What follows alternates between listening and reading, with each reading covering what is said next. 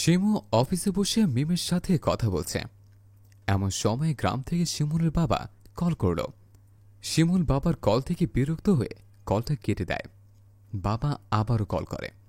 এবার শিমুল ফোনটা রিসিভ করে বিরক্তি নিয়ে বলতে থাকে, কি হয়েছে, দেখছো না ফোন কেটে দিচ্ছে? বাজান, তোর মায়ের অবস্থা কি? মায়ের অবস্থা কি? শোনো বাবা, কারণ অকারণ সবসময় ফোন দিবে না তো। এখন রাখো, আমি ব্যস্ত আছি, পরে কথা বলবো। এটা বলে শিমুল কল কেটে দেয়। শিমুলের বাবা মনে খুব কষ্ট নিয়ে শিমুলের অসুস্থ মায়ের পাশে গিয়ে বসে। শিমুলের মা বলল, কি হয়েছে শিমুলের বাপ? আমার শিমুল কি টাকা পাঠাইছে? না শিমুলের মা, তোমার পোলা তো আমার কথাই শুনল না, ফোনটা কাইটা দিল। মনে হয় ব্যস্ত আছে, তুমি কিছুক্ষণ পর আবার একটা ফোন দাও। শিমুলের বাবা কোনো কথা না বলে ঘাড় নাড়িয়ে হ্যাঁ সূচক উত্তর দিল। এদিকে কাশতে কাশতে শ্বাসকষ্টে শিমুলের মায়ের অবস্থা খুবই খারাপ। কোনো উপায় না দেখে শিমুলের বাবা আবার শিমুলের কাছে কল করে। এবার শিমুল কলটা ধরে খুব বিরক্তির সাথে বলতে থাকে, হ্যাঁ বলো, কি হয়েছে? এতবার কল করছো কেন? হ্যাঁ, এই সাধারণ জ্ঞানটুকি নাই? এটা কি বুঝো না যে কল কেটে দিলে তখন আর কল দিতে হয় না? বাজান, তোর মায়ের অবস্থা ভালো না, শ্বাসকষ্ট সহ কাশিটা অনেক বাড়ছে। কাশি বাড়ছে তো ডাক্তার দেখাও। আমাকে এতবার কল করে বিরক্ত করলে কাশি কি ভালো হয়ে যাবে? তোর মা কইতেছিল, যদি কিছু টাকা দিতি তাহলে ভালো ডাক্তার দেখাইতে পারতাম। জায়গা জমি যা ছিল সব তো এই বেঁচে কিনে তোর ব্যবসার পেছনে ঢাললাম। হাতে কোনো টাকা পয়সাও নাই। বাবা, তুমি জানো আমার হাতের অবস্থা ভালো না। ব্যবসায় দিনের পর দিন লস করতে করতে আমি পাগল হবার অবস্থা। এই মুহূর্তে আমার কাছে কোনো টাকা নাই। দেখি, যদি পারি তাহলে তোমাকে কিছু টাকা পাঠাবো। রাখলাম এখন। বলেই শিমুল ফোন কেটে দেয়। এবার শিমুল তার ড্রয়ার থেকে এক বান্ডিল টাকা বের করে বাসায় চলে গেল। শিমুল বাসায় গিয়ে তার বউয়ের হাতে টাকার বান্ডিল তুলে দিয়ে বলে, এখানে 1,00,000 টাকা আছে, আলমারিতে রেখে দাও। এগুলো কিসের টাকা? আরে আমার সুইটহার্ট, তোমাকে বলেছিলাম না যে ফ্ল্যাট কিনছি, এটা সেই টাকা। জমাতে তো হবে নাকি? বলি হাসতে থাকে শিমুল। বউ টাকাগুলো নিয়ে আলমারিতে তুলে রাখল।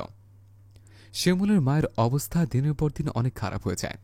শিমুলের বাবা কোনো উপায় না দেখে পাশের গ্রামের রঞ্জনের কাছে তার শেষ সম্বল বাড়িটুকু বন্ধক রেখে শিমুলের মায়ের চিকিৎসার জন্য টাকা নেয়। ও শিমুলের বাপ, আমার শিমুল একটু আসতে কইবা, আমি মনে হয় আর বাঁচব না। ওরে শেষবারের মতো একটাবার দেখি, আমার কলিজার টুকরারে কতদিন ধরে দেখি না। শিমুলের বাবা চোখ দিয়ে যেন অঝরে পানি পড়ছে। তোমার শিমুল তো তোমার লাইগে টাকা পাঠাইছে, ওইটা দিয়ে আমি তোমার চিকিৎসা করামো, তুমি কোনো টেনশন করো না। দেখো, তুমি সুস্থ হইয়া যাবা। কাশতে কাশতে শিমুলের মা বলে, আমার পোলাটা না জানি কত কষ্ট করে ঠিক মতন খাওয়া দাওয়া না করে, সেটাও তো জানে না। ওরে আমার কাছে একটু আসতে কও না, ওরে বুকে জড়াইয়া ধইরা একবার আমার কলিজাটারে ঠান্ডা করমো। শিমুলের মায়ের কথা শুনে শিমুলের বাবা আবার শিমুলের কাছে কল করে। বাবা, তোর মায় কইতাছিল যে তোর একবার দেখব, তুই কি একটু আইতে পারবি বাজান? বাবা, আমার এখন তো সময় নাই, যে কারণে অকারণে বাড়িতে যেতে পারবো। মাকে বলে দিও আমি এখন যেতে পারবো না, বড় সময় করে আসবো বাড়িতে। রাখলাম এখন। এই বলে শিমু কল কেটে দেয়। এর বেশ কিছুদিন পর একদিন শিমুলের বাবা শিমুলকে কল করে জানায় তার মা আর এই পৃথিবীতে নেই, কিন্তু তার মা তার জন্য কিছু সম্পদ রেখে গেছে। সেই সম্পদটুকু শিমুল যেন বাড়িতে এসে নিয়ে যায়। আজ শিমুলের যেন কেমন লাগছে, কোথায় যেন একটা অভাব অনুভব হচ্ছে। মনে হচ্ছে জীবন থেকে কি যেন হারিয়ে গেছে। এটা সেটা ভেবে শিমুল বাড়িতে যাবার জন্য রওনা হলো। বাড়িতে গিয়ে শিমুল তার বাবার সাথে বসে আছে। শিমুলের বাবা শিমুলকে বলল, বাজান, ওই ব্যাগটা একটু নিয়ে আয় তো। শিমুল উঠে গিয়ে একটা ব্যাগ নিয়ে আসলো। এটা খোলো বাজান।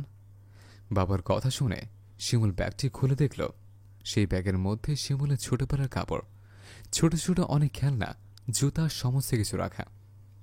বাবা এবার শিমুলকে বলল, বাড়িতে খুব গরম তাই না বাজান? এই বলেই পাশের রুম থেকে একটা টেবিল ফ্যান নিয়ে এলো শিমুলের বাবা।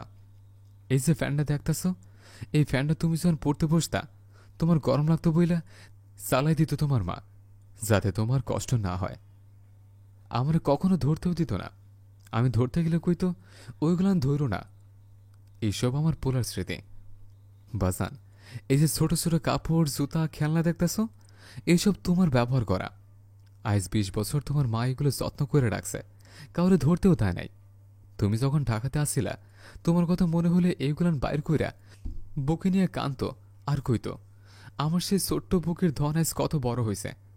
তোমার ব্যবসার জন্য যখন তুমি টাকা চাইলা, তখন আমি তোমার মারে কইছিলাম যে, শোনো শিমুলের মা, পোলারে যে জায়গা জমি সব দিয়ে দিতেছ, শেষ বয়সে আমাগর কি হইব? পোলায় যদি না দেখে আমাদের।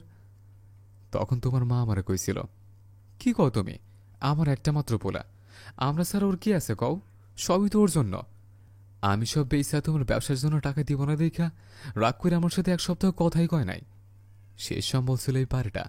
তোমার মায়ের এই অসুখে যখন তুমি টাকাটা দিলা না, তখন কোনো উপায় না পাইয়া বাড়িটা বন্ধক রাখছি। কইছিলাম, টাকাটা তুমি দিছ। তোমার মায়ের একটা শেষ ইচ্ছা ছিল বাজান। তার শেষ ইচ্ছা ছিল জীবনে শেষবারের মতন তোমার তার বুকের সাথে শক্ত করে জড়াই ধইরা তোমার কপালে একটা চুমু দেওয়া, কিন্তু সেই সুযোগ আর হয় নাই। শিমুলের চোখ দিয়ে অঝরে পানি পড়িয়ে যাচ্ছে। ফুপিয়ে ফুপিয়ে মামা বলে চিৎকার করতে থাকে শিমুল। কিন্তু যে একবার চলে যায়, সে আর কখনো ফিরে আসে না।